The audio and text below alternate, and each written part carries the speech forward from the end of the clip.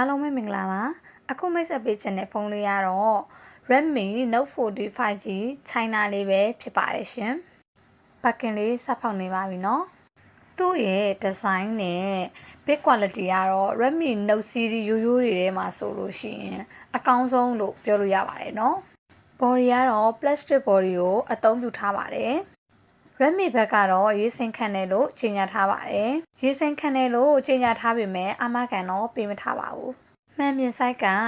6.67 လက်မရှိပါတယ်။ 1080p OLED display ကိုအသုံးပြုထားပါတယ်။120 refresh rate လည်းရပါတယ်။ Android 14ကိုအခြေခံထားတဲ့ HyperOS နဲ့လာပါတယ်။ Google ပေးတင်ပါတဲ့အတွက်ကြောင့်မလို့ Google နဲ့ပတ်သက်တာတွေအကုန်လုံး okay ပါတယ်နော်။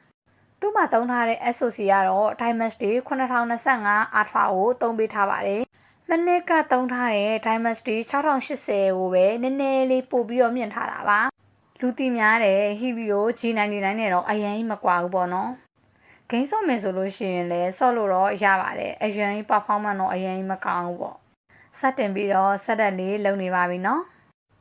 ကင်မရာမှာဆိုလို့ရှိရင်လည်းပဲကြောဘက်ကင်မရာ2လုံးနဲ့ selfie ကင်မရာ1လုံးကိုအသုံးပြုပေးထားပါတယ်။ကြောဘက်ကင်မရာ2လုံးမှာဆိုလို့ရှိရင် main ကင်မရာ50 megapixel နဲ့2 megapixel micro ကိုအသုံးပြုပေးထားပါတယ်။စိတ်မကောင်းစရာကမနစ်ကထွက်ထားတဲ့ Note 30 5G မှာပါတဲ့ Ultra Wide မပါတော့ပါဘူး။ selfie က16 megapixel ကိုသုံးပေးထားပါတယ်။ကင်မရာကအရင်ကြီးကောင်းတဲ့ထဲလည်းမပါပါဘူးဒါပေမဲ့အရင်လည်းစိုးမနေပါဘူးတင်းနဲ့ရုပ်ထွက်ကိုတော့ရရှိပါတယ်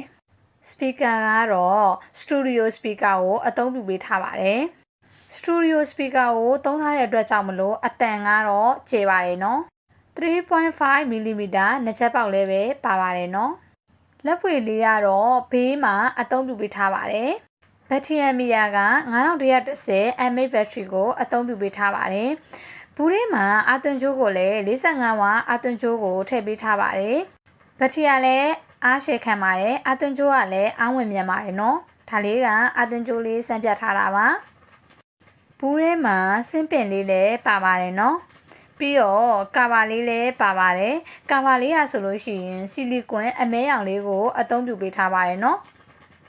SoC က Dimensity 9025 Ultra ပြီးတော့ Studio Speaker လည်းရတယ်ဘက်ထရီကလည်းပဲ9110 mAh နဲ့လာတယ်45ဝါကိုလည်းသုံးပေးထားတယ်ဆိုတော့သူ့ရဲ့ဈေးတန်း6သိန်းဝန်းကျင်မှာဆိုလို့ရှိရင်တန်တယ်လို့မိတ်ဆွေတို့ထင်ပါသလားမိတ်ဆွေတို့ရဲ့အမြင်လေးကိုမှတ်ပေးခဲ့ကြပါအောင်ရှင်ဆုံးထိကြည့်ရှုပေးတဲ့အတွက်ကြောင့်မလို့အားလုံးကိုကျေးဇူးတင်ပါတယ်ရှင်